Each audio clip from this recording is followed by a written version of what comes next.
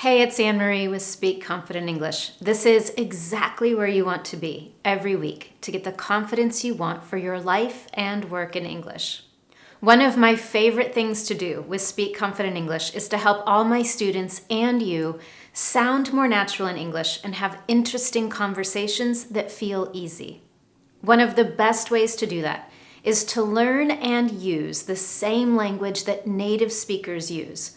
When you do that, you definitely sound more natural in your own communication, and it's easier to understand what native speakers are saying or asking in conversations. Last month in one of our courses, our students focused on an advanced form of language called figurative language. Figurative language is creative language that we use to be more effective, persuasive, and impactful. Plus, it definitely helps us sound more interesting in conversations and when we tell stories or share ideas. You already use some forms of figurative language. If you've ever used an idiom in English, that's a perfect example of figurative language. It's creative and more interesting. Other forms of figurative language that you may have learned in the past include metaphors and similes. And in this Confident English lesson today, we're going to focus on advanced vocabulary, specifically examples of figurative language that we can use to talk about spring cleaning. It's that time of year when we start to get itchy for a fresh start and to get everything organized. So let's focus on how you can sound more natural and have interesting conversations on this topic when you're communicating in English.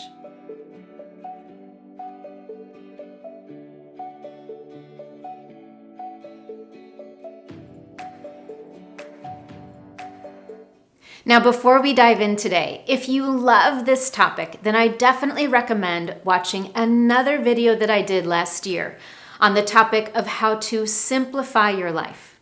If you're into simple living, mindfulness, and Marie Kondo's book, The Life-Changing Magic of Tidying Up, that lesson is perfect for you. But now, let's get started with the advanced figurative language you can use for all things related to the topic of spring cleaning and reorganizing your life. We're going to start with 3 examples of figurative language that we use when we talk about the feeling we get when we want to start some spring cleaning. Do you remember in the introduction I said we get that itchy feeling for a fresh start? When you hear the word itch, you probably think of something like this, something that itches. For example, if you get a mosquito bite. But in the figurative sense, if you have an itch for something, you have this restless desire to do something. Let's pause here for a moment and focus on that word restless, because it's another fantastic word to know. When you're restless, you're unable to rest or relax because of anxiety or boredom.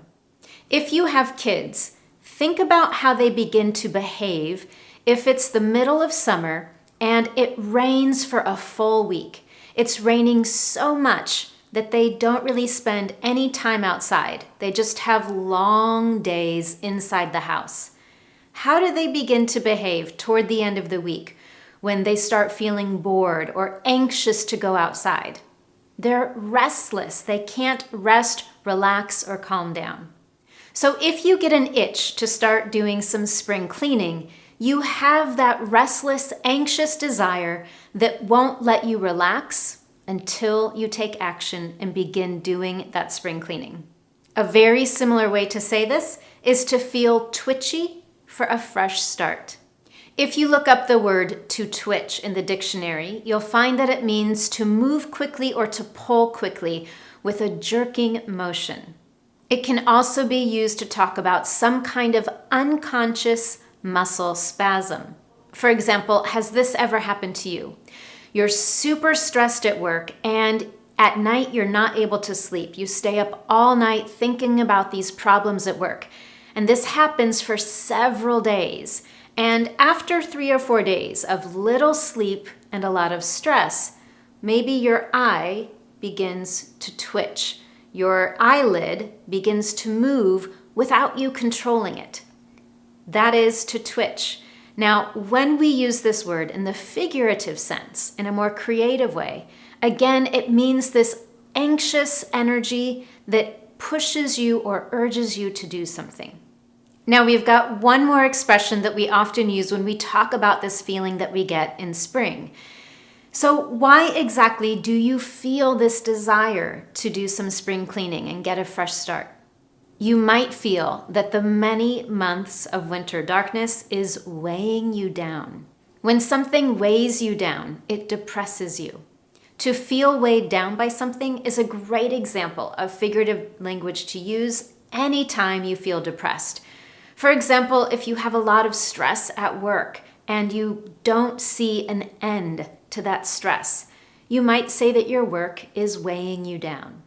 Now, once that itch for spring cleaning appears, it's time to focus on what you want to accomplish. And here are a few ways to talk about that with figurative language in English. First, you need to get in the right frame of mind. Your frame of mind is your mental outlook or your mental mood.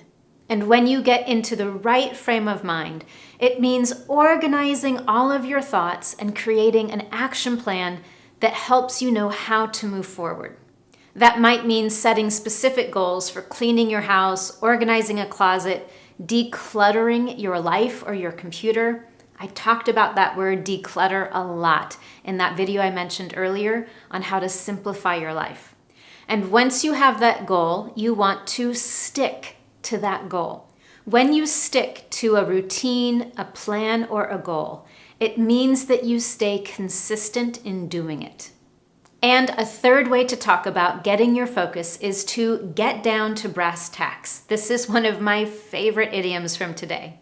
To get down to brass tacks, or similarly, to get down to business, means to focus on the essentials or the basics, only the details that matter. You remove all the distractions and the things that aren't important. Now that you've got your plan, it's time to take action. And here are 2 verbs you can use to do that figuratively. Number 1, to tackle a mess. The verb to tackle is most often used by Americans when they're talking about American football. This is what it looks like to tackle someone. So imagine that you're going to tackle your mess. What do you think that looks like, or what does it mean? It definitely means to attack your mess. It means to be ruthless, to get rid of everything you truly don't need. And you don't stop until you're done. Now that you know how to talk about the feeling of wanting to do spring cleaning, how to talk about creating a plan, and the action steps you might take, it's time for the fun part. How does it feel after you've started that process? Here are 4 examples of advanced figurative language in English that we use to talk about it.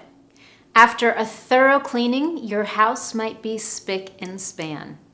If your house is spick and span, it means that it is spotlessly clean.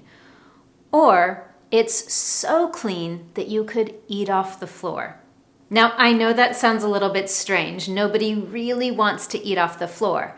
But imagine your house is so clean that you could eat off the floor. That's another common expression that we use. And when your house or your life or your computer is clear of clutter, it's all organized, it definitely feels like a breath of fresh air. Think about how you feel when you walk outside on the first perfect and beautiful spring day after a long winter. You probably step outside, pause for a moment, take a deep breath, and enjoy that fresh air and the feeling of sunshine on your face. That is definitely how I feel when my life and my house are totally organized. And now for our final example of advanced figurative language to talk about spring cleaning today. Just like the snow at the end of winter, after you get that fresh start going and get your life or your home organized, all of the stress, the pressure, and the chaos begin to melt away. It means that they slowly begin to disappear, and that feels pretty amazing. Now, before we finish today, I want to hear from you. I'm curious, are you a spring cleaner? Are you starting to get that itch for a fresh start? I'd love to hear your favorite example of figurative language from today's lesson. Share with me your favorite in the comments below and try using it in your own example sentence. It's the best way to remember new vocabulary that you've learned. So go ahead and share with me in the comments. If you enjoyed this lesson, be sure to let me know, and you can tell me in 3 simple ways. Number 1, give this lesson a thumbs up on YouTube, and be sure to subscribe to this channel so you never miss one of my Confident English lessons. Number 2, you can share it on Facebook, and if you know someone in your life who's getting that spring cleaning itch, share this lesson with them so they can add this advanced English vocabulary to their daily conversations as well. Thank you so much for joining me. Have a wonderful week, and I'll see you next time for your Confident English lesson.